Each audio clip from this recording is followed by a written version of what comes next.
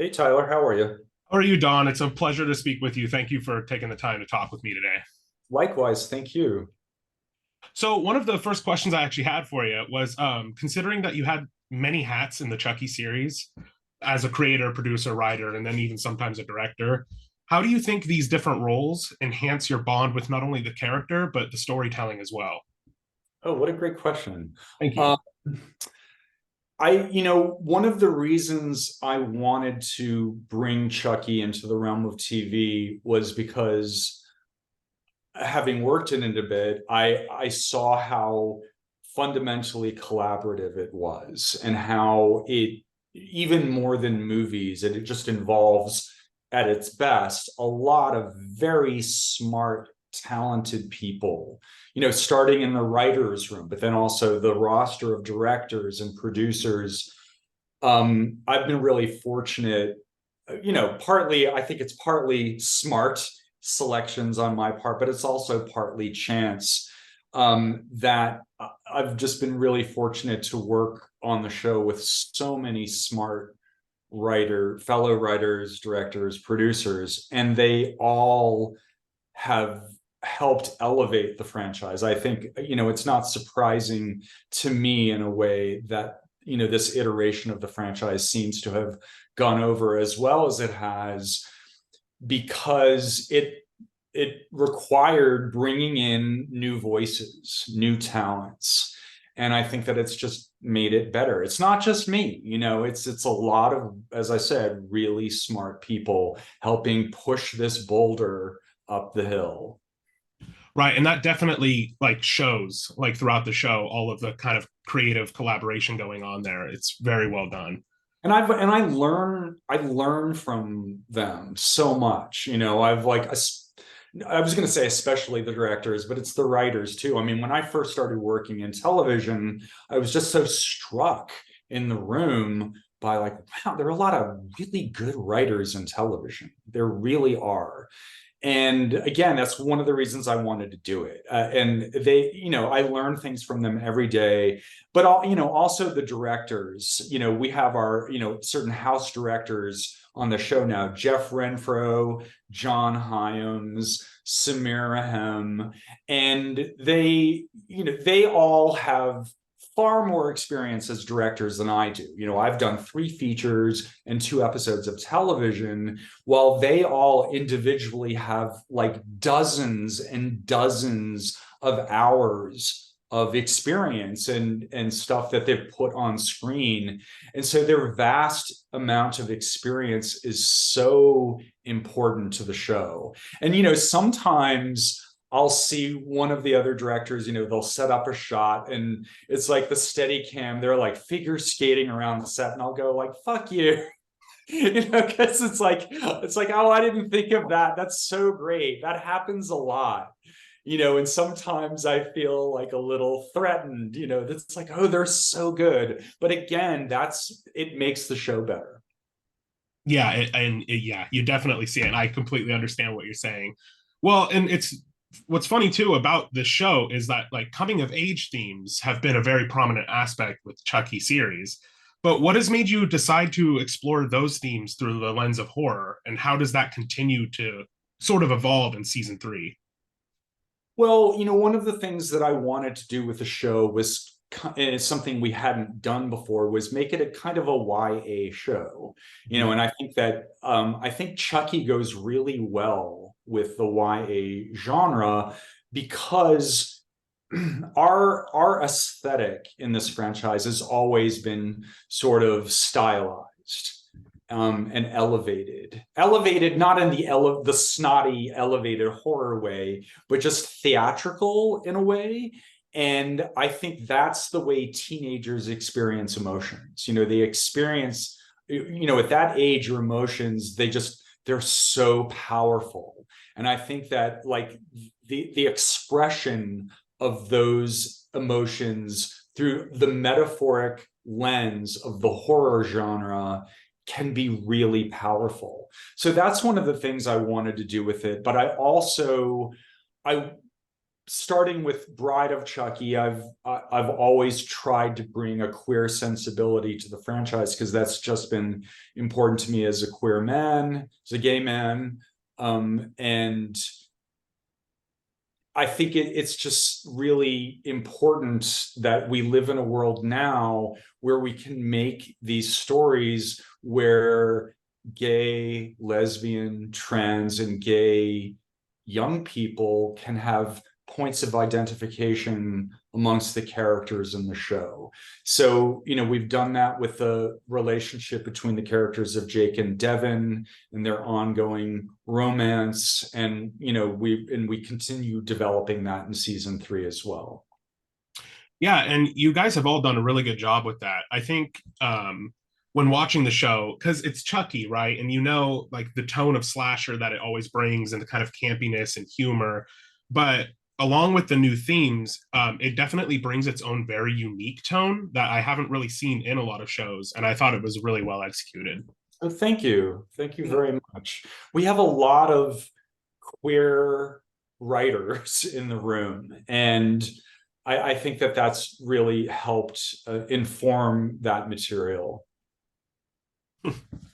Well, so one thing I was very interested in is specifically with Alex Vincent, obviously playing the role of Andy Barclay, continuing it since Child's Play.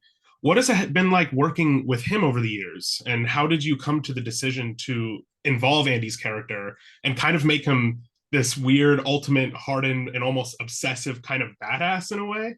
Yeah. Well, a lot of it has to do with Alex himself. I mean, I've known Alex since he was a little 6 or 7-year-old kid. And, one of the interesting things about this job, a franchise called Child's Play, I've had a lot of creative professional collaborators who are children. And it's just a really unusual situation. And Alex was the first. And seeing Alex grow up and become a really cool guy was just, sorry, my cat's making an appearance here. I really like Alex a lot. He's a really interesting, cool, and very nice guy. And I just was very happy to see that he evolved that way. Because that's not necessarily all the way it works with children actors. So that was part of it, but also the fans love him. They love the character, Andy Barclay. They love Alex himself. He's been, going to cons for decades. He's just a beloved figure, not only in our franchise, but in the horror genre generally. So, from that perspective, we're simply lucky to have him.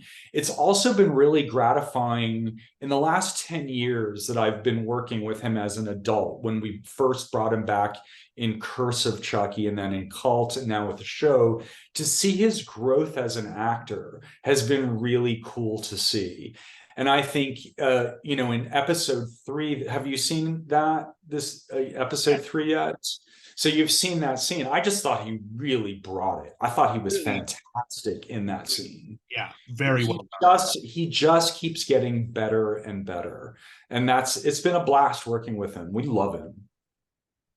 That's great. Yeah, I was just rewatching Child's Play again just the other day, and just even his performance when he was young was so incredible at the time for such kind of a campy movie, and he was always just so well done, and I know how beloved he is today, so I always just wanted to get your input on that. Thank you. Absolutely. So for one final quick kind of wrap-up question for you, because I know it's about time to head out. Throughout the Chucky series, there's obviously been so many numerous memorable kills and creative deaths orchestrated by Chucky. But I was wondering if you could share any personal favorites of yours or standout moments from the series that have kind of stuck with you throughout over the years. From the movies as well as the TV show, or just the show? Yeah, mostly just the show. But specifically what inspires the team to keep kind of pushing that envelope? Well, I think, it's just something that we've always tried to do, even in the movies. I think, it's part of Chucky's character that he's creative. I mean, he's also, of course, known for just a good, simple knifing, about which he himself says, "Oh, a true classic never goes out of style." But beyond that, you know, it really started in Bride of Chucky, you know, when Tiffany challenges him to like, "Oh, come on, drag yourself into the 90s, get more creative." And so I think it's an expectation that the fans have, and we don't want to disappoint them. And, you know, my own like predilection in the horror genre, I'm really attracted to stylized horror. I love, you know, being incongruously beautiful and elegant with it whenever possible. So, you know, from the television show, I mean, there are a lot. I mean, you know, if I do say so myself, I think from episode 1, Devon Sawa's first death, that electrocution, I thought that was pretty cool. I think, you know, from season 2, the finale when Barbara Woods, who played, you know, Lexi's mom, when she gets buzzsawed in half, I thought that was a really great one, as directed by, you know, Jeff Renfro, who's one of our brilliant house directors. And then this season, you know, we have a lot too. I mean, so I really love Nia Vardalis's death in the prison, and you know, which was, you know, a specific attempt to do a kind of Sam Raimi, Bruce Campbell kind of thing, you know, with that I just thought that Nia was so amazing with the, you know, the physical comedy that she did when she's being manipulated by Tiffany through voodoo with the voodoo doll. I loved that. I also love the Phantom of the Opera chandelier, you know, mass kill, because I think that's, you know, probably Chucky's biggest mass kill. You know, he takes off 10 people in one fell swoop with that. And, you know, the carnage there. And I think you probably have seen only the 10th version, you know, and it's gone beyond, you know, what you've seen. So I loved that one. I thought that, you know, Andy's death in Chucky's dream sequence in episode 3 was great. You know, that was inspired by the opening of Basic Instinct. You know, since we had already set the precedent of Chucky tying Andy to his bed, you know, I mean, I think like maybe Joe Esterhaas and Paul Verhoeven stole it from us. But you know, that was probably, you know, we wanted it to be ultra bloody and violent, because that, you know, that's what's in Chucky's head when he thinks of Andy. I also loved the Oval Office death in episode 2 when Chucky slashes the president's secretary Samantha, when he slashes her throat and her head. You know, that just spilling blood in the Oval Office gave us all a sort of naughty thrill. And we have some more big ones in the back half of the season coming as well. Well, that's really good to hear. The series definitely doesn't disappoint in that regard. Oh, good. I'm glad to hear that. All right, Don. Well, I appreciate it so much. It's such an honor to talk to you. I'm such a big fan of your work. Thank you so much, Tyler. I'm so glad. So you're liking the season, it sounds like. Loving it. Me and my girlfriend, we're hooked on it. We can't stop. That's great. Thank you so much. Yeah, you take care and have a good rest of your day. You as well. Bye. Bye. Thanks, Tyler. Thank you.